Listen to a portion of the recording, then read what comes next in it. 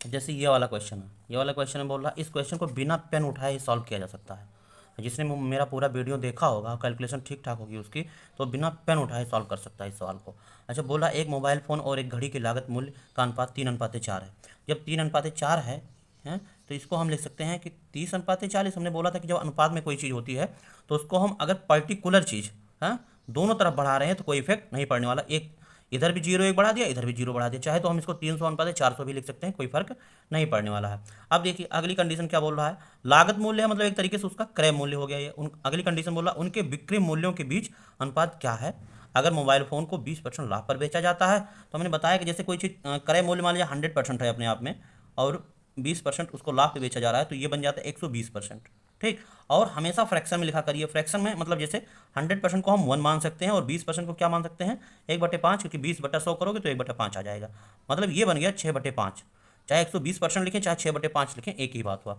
अगला कंडीशन क्या बोल रहा है, और घड़ी को 20% हानि भी बेचा जा रहा है। 1 माइनस, तो ये भी 1/5 रहेगा लेकिन माइनस में रहेगा क्योंकि यहाँ हानि हो रही है। तो एक में से 1/5 घटाएंगे तो 5 करने 5 और 1 4/5 बन गया। मतलब घड़ी 4/5 में बेची जा रही है और मोबाइल किस में बेचा जा रहा है, 6/5। किसके, 30 और 40 के। अब कुछ नहीं करना है, इसी 30 और 40 का हमको क्या निकाल लेना है। अब 30 का अगर 6/5 हम निकालने आते हैं तो कितना हो जाएगा, 5 छक्के 30, यानी कि ये 36 बन गया। ठीक, और इसी 40 का अब हमको क्या निकालना है, 4/5, क्योंकि ये वाला हानि भी बेचा जा रहा था। तो 5 8 40, 8 चौक का 32 बन गया। ठीक, अब इसको अगर हम काट देते हैं तो किससे कट जाएगा, 4 9 36, 4 8 32, 9:8 आ गया। और यही हमारा आंसर है। देखिए इसका आंसर ए दे रखा है। तो इस क्वेश्चन को बिना पेन उठाए ही सॉल्व किया जा सकता है।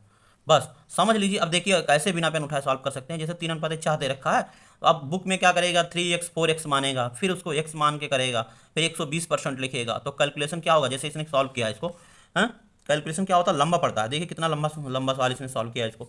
इतना लंबा कुछ करने की जरूरत नहीं है। जब भी अनुपात में दे रखा है तो हम इसको थोड़ा सिंप्लीफाई करने के लिए, आसान बनाने के लिए अपना कैलकुलेशन उसको 30:40 लिख लिए। ठीक, अब जैसे अपने मन में जो भी बच्चा थोड़ा सा भी होशियार होगा वो सोचेगा 30 40 लिखा हुआ है और 20% लाभ में बेचा जा रहा है, मतलब 6/5 में बेचा जा रहा है, तो 30 का 6/5 मन में कैलकुलेशन हो जाएगा। मन में कैलकुलेशन करेंगे, अगर 30 का 6/5 निकालेंगे तो 36 बन जाएगा। 5 से नीचे डिवाइड हो जाएगा, 36 हो जाएगा। और इसका 40 से मान लिया, 40 का हमको 4/5 निकालना है तो ये 32 हो जाएगा। और 36 और 32 का अनुपात निकाल लेना है तो 9:8 आ गया। और यही हमारा आंसर है।